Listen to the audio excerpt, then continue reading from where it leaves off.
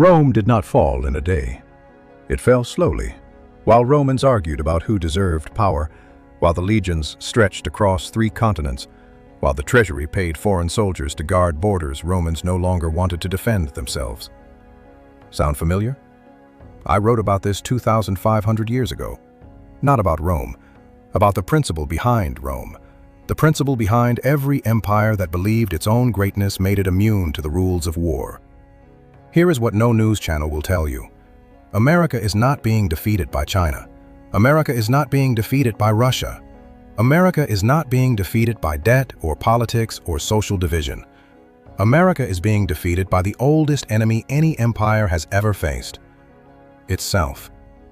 I have watched this pattern repeat across 25 centuries.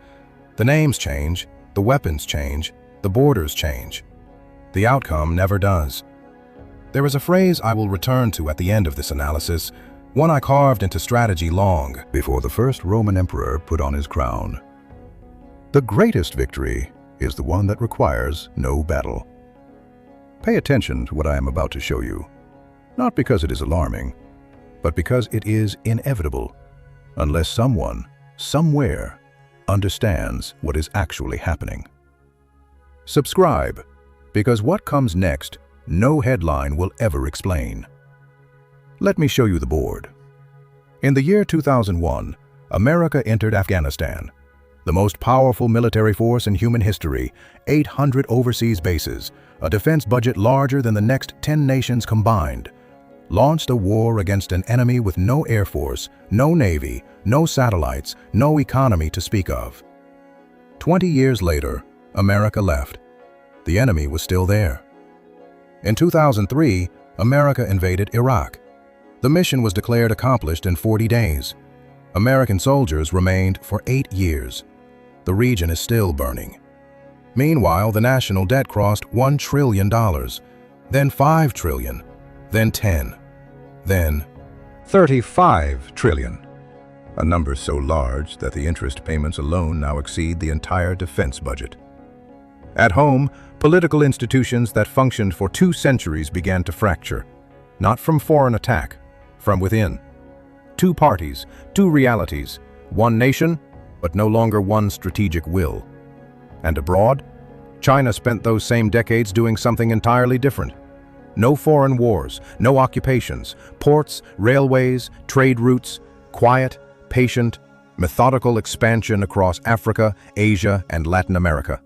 Not a single shot fired. Now look at the board again. One side exhausted itself fighting ghosts in the desert. The other side built the infrastructure of the next century. A general who cannot see this is not reading the battlefield. He is reading yesterday's newspaper. And the critical mistake, the one that made all of this not just possible, but inevitable, goes back to a principle I defined before Rome ever built its first wall. There is a rule I have repeated in every form, in every language, across every century it has been translated. He who knows when to fight and when not to fight will be victorious.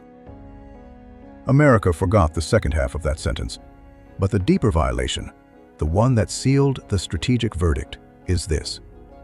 There is no instance of a nation benefiting from prolonged warfare. Not one. In 2,500 years. Not one. Rome knew this once. Rome built its empire not only through conquest, but through the extraordinary ability to consolidate, administrate, and integrate. When Rome forgot that, when it began fighting expensive wars at the edges of its territory while the center rotted, the end was already written. It took 2 centuries to complete, but it was written.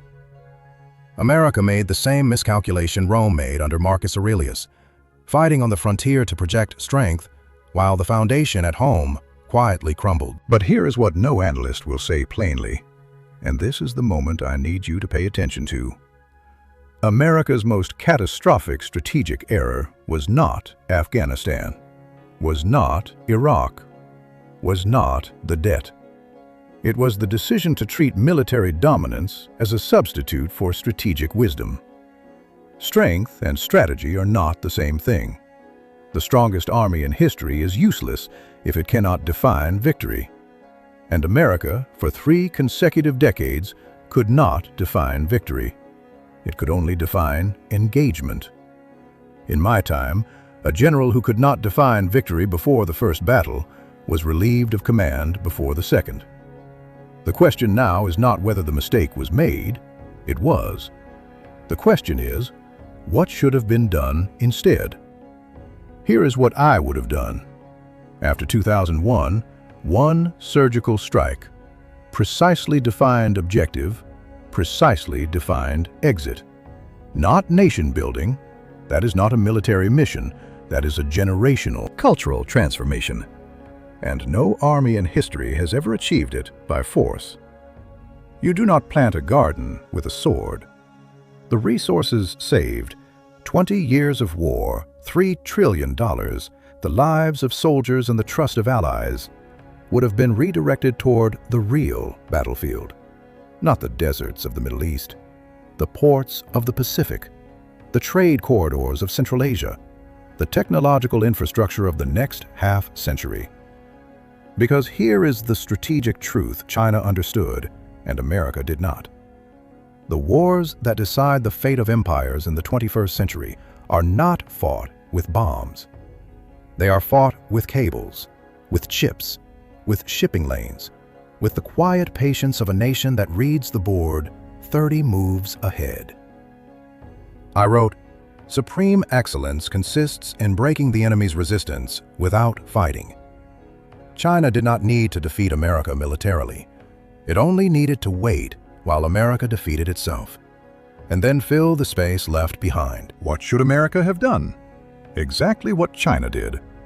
Not with aggression, with presence. Economic presence. Institutional presence.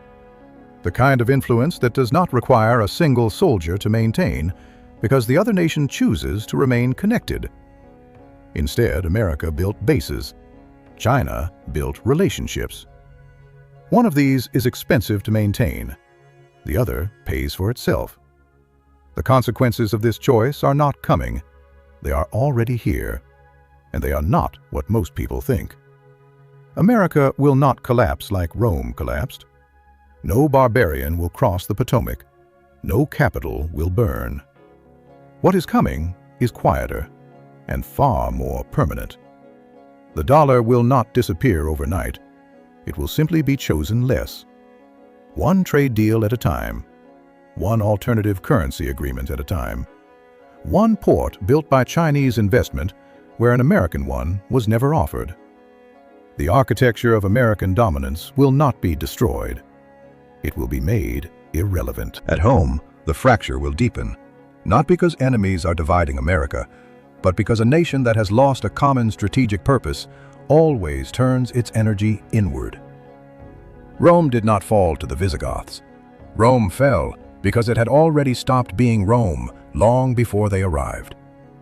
This is the consequence of breaking the rule. Not dramatic defeat, gradual irrelevance.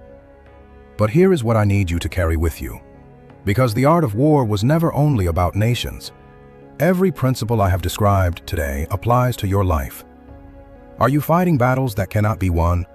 Pouring time, money, and energy into conflicts that drain you while your real objectives go unattended? Are you confusing activity with strategy?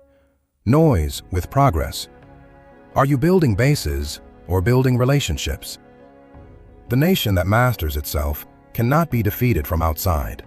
This is true for empires. It is true for you. And so I return to where I began. The greatest victory is the one that requires no battle. Rome forgot this. America is forgetting this. The question is whether you will. Subscribe. Think strategically.